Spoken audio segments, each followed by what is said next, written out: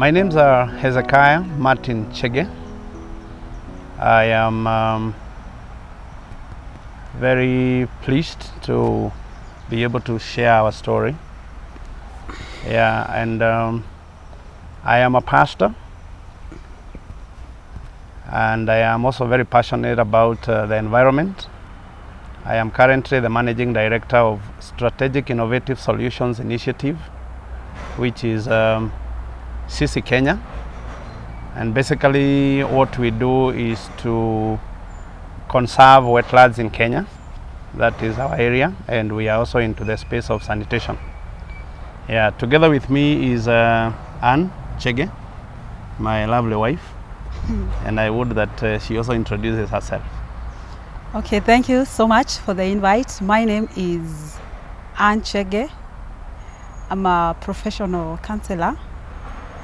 I specialize more with the teenagers. I'm also in the church. I'm a children minister, also a director somewhere of an academy.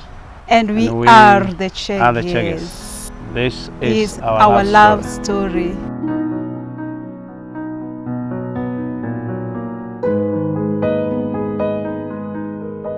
I'm not sure that we met. I would say that I found her because it was a very interesting setting. Actually, the place was Thika Technical Training Institute, where she was a student, and I had actually gone to visit my friends who were also studying there, and it was a night meeting.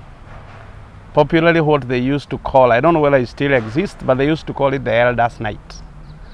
Those now who are just about to graduate would have a whole night of fun, and then that was like now their last day in school. And she was seated like 2 or 3 people away from where I was seated, and then I spotted her. And then the chill down my spine definitely was a witness that there is something special about this girl. And for some moments I fantasized about her being my wife right at that point. That is why I'm saying we didn't meet. I actually found her. And then after that I talked to my friend and I told her about a girl that I saw. Do you know her? And then from there the rest is history. Well, for me it wasn't love at first sight, no. Actually, the moment he told me that he wants to have a date with me, that is after the whatever you say in the Elders' Night, because after that he came to me to approach me and ask me for like a conversation, and maybe later that we'll have a date or something. So I was a bit hesitant, and I didn't have any feeling like an attraction for him. So it wasn't love at first sight, no. It was a journey. In fact, I would say that same night, because I had spotted her. Now, as we were winding up the meeting, I followed her and a few other ladies that were with her. Then I said hi, and then I was looking for words. Really, now you got to look for words. I said, well, have I seen you before? Have you ever been to a mission with this team, because it looks like you're familiar. And she said, no, I've not been to a mission in that place now, our village. And then after that, now that is when I engaged my friend, and then I described now her to my friend, and good enough, my friend knew her. So it was now after that when now I started I don't know whether I should call it the chase. I started the chase. So even when we went to see her the very first time, because we actually went all the way to her place, because my friend booked an appointment to go see her at home, because that time she was doing her attachment at Jomo Kenyatta University of Agriculture and Technology. So she was not in college at that time. She had actually just come for that Elders' Night. So even when we went to her place, she kinda thought it was my friend who was interested. But now this was just a rapport that we were trying to, create, so that I could probably be able to see her alone. And then now after that, that is when I approached her, and then we had our first date. Interestingly, our first date was at Githurai, at a place called February. at a place called Kagi's Cave. Yeah. I don't know whether it still exists, but whenever I pass by there, I remember that was our very first date.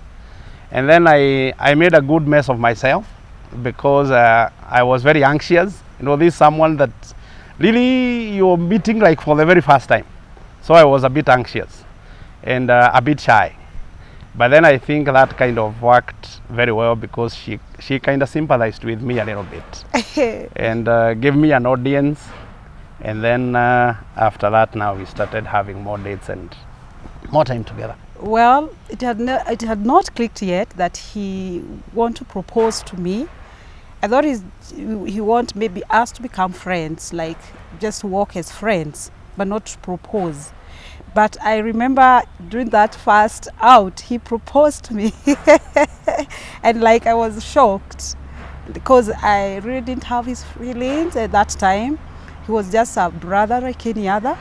But again, when he proposed me, I thought about it and I told him I would go and pray about it. So I did not say yes at that time.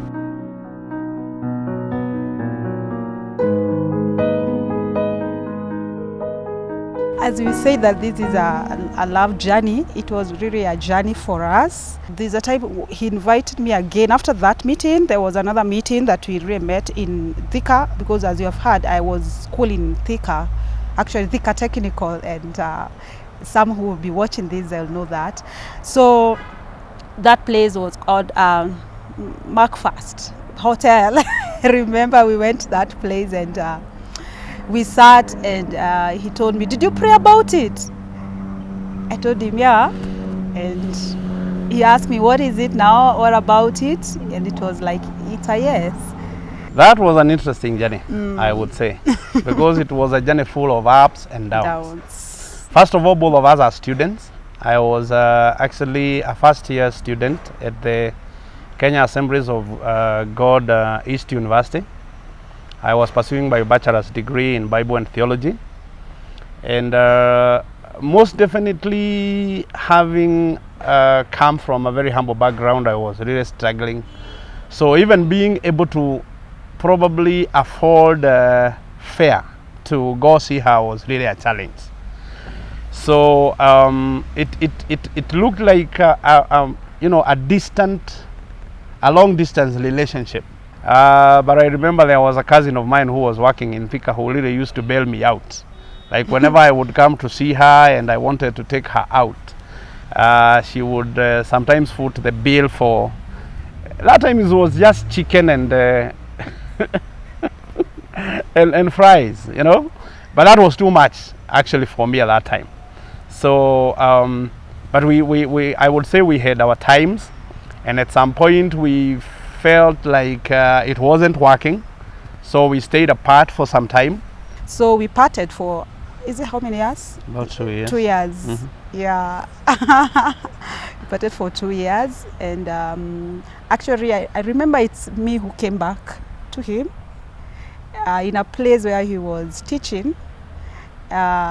He's also a teacher, Bible teacher. So I waited for them to finish, and I told him, I think we can correct ourselves again and see what we can do together. Because at that time now I had formed his feelings, they had come, and I was feeling now strongly he's a man that I would like to spend my life with. And then we eventually got back together, and that is now when we said we would want now to push this to the next level, and we would want to get married and all that. And basically it was a journey of about 4 years.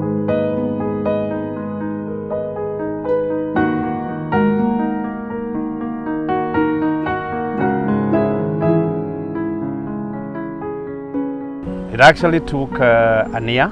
I introduced her to my parents and to my extended family. She was well received. Of course, I had briefed them about the plans that I had and the girl that I've met and all that. But now when she came formally with a friend, I think there were 2 friends? Yeah. Yeah, with 2 of her friends. So I formally introduced her to my late uncle, and who was that time now the father figure now in the family.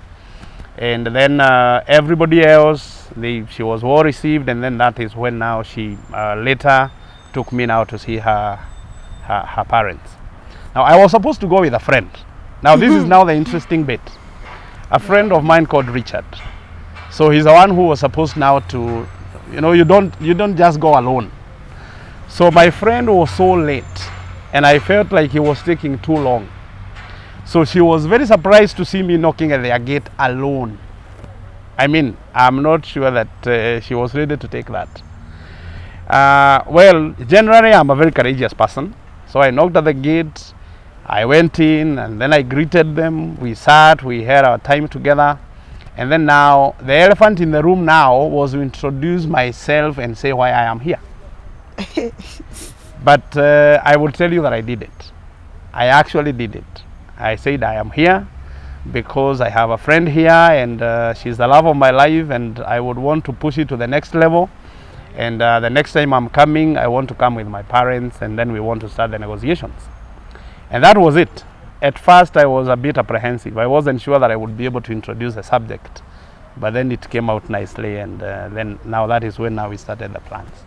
Well, now we are at his home place, and there I find I was being waited because people are busy cooking, or doing those things that for radio being waited and all that kind of stuff. And we are with my friends here. They are excited about me. I'm really shocked and full of anxiety. I don't know what's going to happen.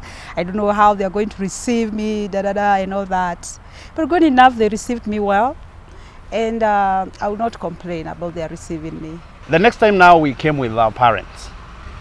So we did the formal introductions, and then we were now given another date where now we would come for the dowry and all that. And then eventually the big day that we were waiting for, which was on a Thursday, the 12th of December 2002.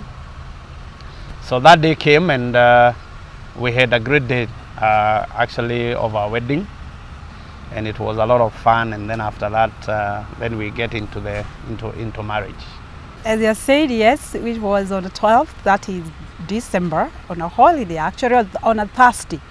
And as you have heard, he was a pastor, and he is still a pastor. So there were so many people who had come to witness their pastor, in this great day. In his great day. So it was awesome, it was wonderful. Him, of course, putting a ring on my finger. Yes, that was awesome. Actually, among all the many days that I would say they are memorable, that is one of the days. The highlight of the day for me was also the culmination of all the preparations, and having everybody now there, and then I exchanged my vows to her. I think that was a big highlight for me. And also the transition from a young man now to a family man.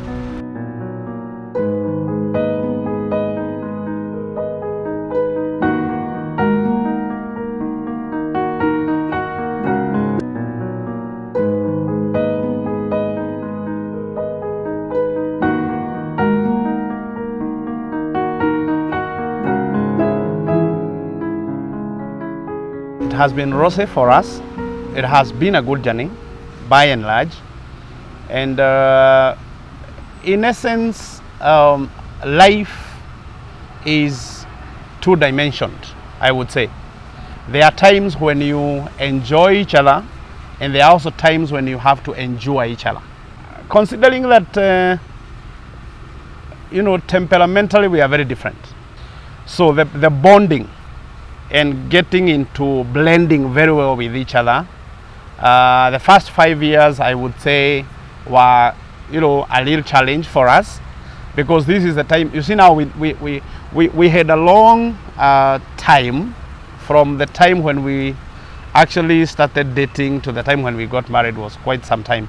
But I think also the break that we had also denied us some time for us now to get to know each other very well. Because now when Ann came back and said, I think now this is it. So that is now when we started planning for the wedding. So now when we settle down, that is when now we are getting to know each other. And now that is when you start realizing that I am this temperament and she is this temperament, and now you have to start now blending together? Well, as a lady, you have expectations, and everybody else have expectations. And when you see they are not met, you would feel like, did I make the wrong choice, or what is happening here, you know?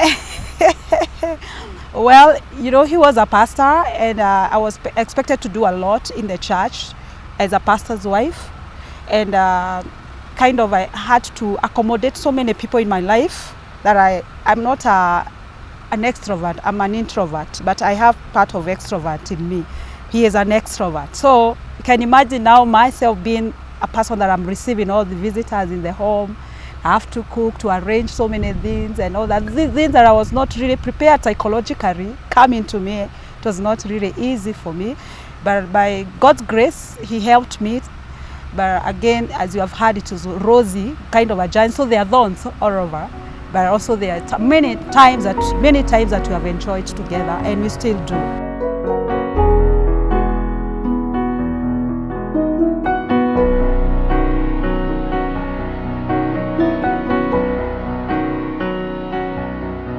My greatest highlight in our marriage has been the expression of love, regardless. Like you have conflicts, and then you are able to resolve those conflicts. And in the midst of all that is happening around you, you are able to embrace each other and be able to look each other in the eye and still share that great love. Well, maybe it's taking me to college to do my master's, paying all the amounts at Daystar University. So I think that was a highlight for me in this marriage, that a man can support you that much. So for me, that is something that I really appreciate him even to date. Yeah. And some surprises, because Ann is very good with surprises. I am reminded of one time when I was pastoring a church, because she came into my life when I was already a pastor. And so one day I had a meeting for the board members in our church. And then she excuses herself and says, I want to leave a bit early. And so I excuse her, and then she goes home. And then I'm left in the meeting. And then I come back to the house. And I am concerned that there are guests that are coming to the house, and I wasn't aware, because she had cooked all manner of meals. So now you have these chapatis that are set there, then you have the stew, and then you have this mukimo, you know, the gas is on, the jiko is on, even kuni is on. And I was like, were you waiting for visitors? And then she tells me, no, I was waiting for my husband. And then I was like, no, that stuck with me a lot. Another day I went with some of my friends to Uganda. I had a friend from the US who had come and wanted me to take him to Uganda with another friend of mine. And then when we were coming back, I find all the bedrooms are decorated with inscriptions. The kids are waiting for daddy. You know, we are waiting for you. And then I'm like, Lily, I've been away for only, 4 or 5 days. And then the whole place is decorated, and good enough I brought a bouquet of roses.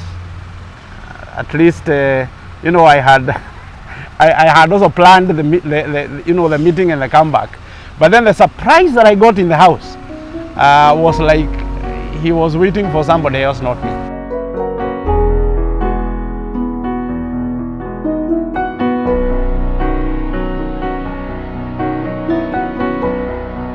In this country, I would say we have about 12 million couples.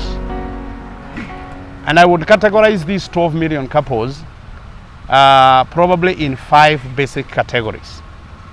And the first category, I would say, is those who, if given an opportunity, would marry a different person, not their current spouse. That is the first category. The other one is those who feel that they are divorced in their hearts, or they are single in their hearts, even though they are still married. And then there is the other batch that feels the only reason why they are stuck in this marriage is because of either the expectations of the church or the societal expectations, because society expects them to stick together. And then there are those who feel in their hearts they wish they never married. And eventually, there are those who say, you know, in their hearts, I am stuck in this, I do not know what to do about it. But I would say this, as far as our marriage is concerned, the greatest thing that I would say to couples is the ability to be able to resolve conflicts and never to forget the beacon of love, the ability to be able to express that love regardless of the circumstances around you, regardless of what is going on around you. What I would say to couples and those that are planning to get married is that marriage is good, it's fun, and despite the many divorces that you have heard, even in the Christian circle, marriage works, and it works, and it is work. You have to work hard, and you have to sit down and talk, and you don't need to ignore any kind of differences that you have. You need to resolve them, and not to assume that they are going to just correct themselves. No, they have to sit down and talk and say what you want and what you don't want. Again, it's important to know that in this marriage, it is the two of you that can make it or break it. And even if we say that they are in-laws in between, that is not the truth. It is the two of you who decide whether you're going to keep this marriage or you're not going to keep it. Then the virtue of selflessness. You need to know that you need not to be selfish in marriage. You need to think about other people better than yourself. You need to know that you are here together, and you need to love and to have time to sacrifice. Even at times, your happiness because of your partner, just as the Bible says that you need to sacrifice for one another. So marriage is good, and I will encourage anyone that is in it and want to come with God. Everything is possible.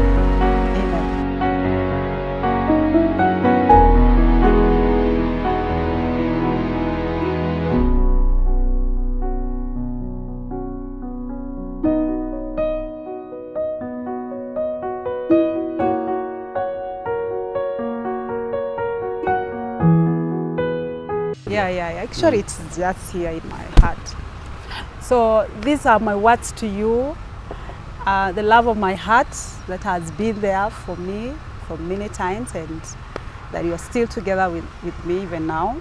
That I love you, and I would like to spend the rest of my life with you.